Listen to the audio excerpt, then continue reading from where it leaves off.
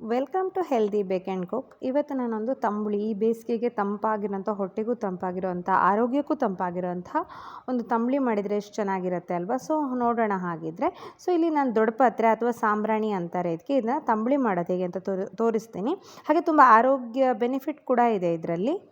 ಇದು ಕಫ ಶೀತ ಎಲ್ಲ ಆದ್ರೂ ಆಗುತ್ತೆ. ಇದನ್ನು ಸ್ವಲ್ಪ ಎಲೆಯನ್ನು ಕೊಯ್ದು ಗ್ಯಾಸಲ್ಲಿ ಬಾಡಿಸ್ಬಿಟ್ಟು ಅದಕ್ಕೊಂದು ಸ್ವಲ್ಪ ಜೇನುತುಪ್ಪ ಇದು ಮಾಡಿದರೆ ಕಫ ಕೆಮ್ಮು ಎಲ್ಲನೂ ಕಡಿಮೆ ಆಗುತ್ತೆ. ಹಾಗೆ ತಂಬುಳಿ ಈ ಥರ ಬೇಸಿಗೆಯಲ್ಲಿ ಮಾಡಿದರೆ ಮಲಬದ್ಧತೆ ನಿವಾರಣೆ ಆಗುತ್ತೆ. ಹಾಗೆ ಹೊಟ್ಟೆಲಿ ಏನಾದರೂ ನಮಗೆ ಆಗದೇ ಇರೋ ಅಂಥದ್ದು ಏನಾದರೂ ತಿಂದಿದ್ರೆ ಎಲ್ಲ ಈ ಥರದ ತಂಬುಳಿಗಳು ತುಂಬ ಸಹಾಯ ಆಗುತ್ತೆ. ದೇಹದಲ್ಲಿ ತಣ್ಣನೆ ಅಂಶ ನಿವಾರಣೆ ಆಗುತ್ತೆ. ಈಗ ಶೀತ ಜಾಸ್ತಿ ಆಗಿದ್ದಾಗ ಎಲ್ಲ ಆ ಥರ ನಾವು ದೊಡ್ಡ ಪಾತ್ರೆನ ಆರೋಗ್ಯಕರವಾಗಿಯೇ ಯೂಸ್ ಮಾಡ್ಬೋದು. ಸೊ ಚೆನ್ನಾಗಿ ಒಂದು 4-5 ಎಲೆನ ತೊಳೆದು ಅದರಲ್ಲಿ ಕಪ್ಪಾಗಿರೋದನ್ನೆಲ್ಲ ಕಟ್ ಮಾಡಿ ನೀಟಾಗಿ ಸಪ್ರೇಟ್ ಮಾಡ್ಕೋಬೇಕು.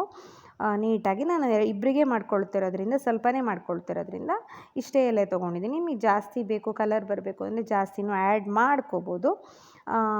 ಹಾಗೆ ಸೊ ಇದೆಲ್ಲ ನಮ್ಮ ಅಜ್ಜಿ ಆ ಥರ ಎಲ್ಲ ಆ ಕಾಲದಲ್ಲಿ ಮಾಡ್ತಿರೋಂಥ ಅಡುಗೆಗಳು ಇವಾಗೆಲ್ಲ ಕಡಿಮೆ ಆಗಿದೆ. ಎಲ್ಲ ಏನಿದ್ರು ನಾವು ಸಿಟಿ ಸ್ಟೈಲಲ್ಲೇ ಮಾಡ್ತೀವಿ. ಬಟ್ ಇದೆಲ್ಲ ಆವಾಗ ತಿಂತಾ ಇರಬೇಕು ನಾವು.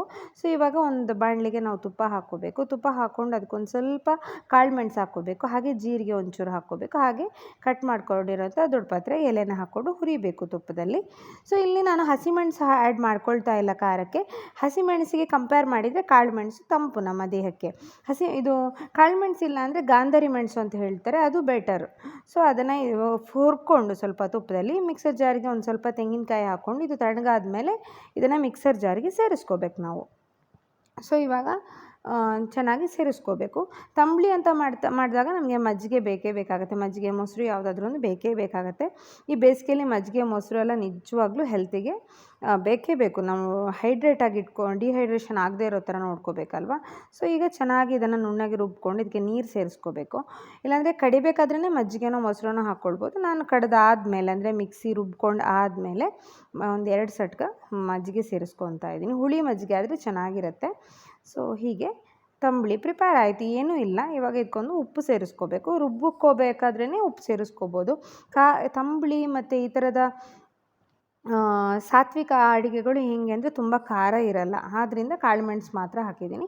ಹಾಗೆ ಒಂದು ಸ್ವಲ್ಪ ಸಾಸಿವೆ ಜೀರಿಗೆ ಹಾಗೆ ಕರಿಬೇವಿನೆಲೆ ಹಾಕಿ ಒಂದು ಒಗ್ಗರಣೆ ಕೊಟ್ಟರೆ ತಂಬುಳಿ ರೆಡಿ ಆಗುತ್ತೆ.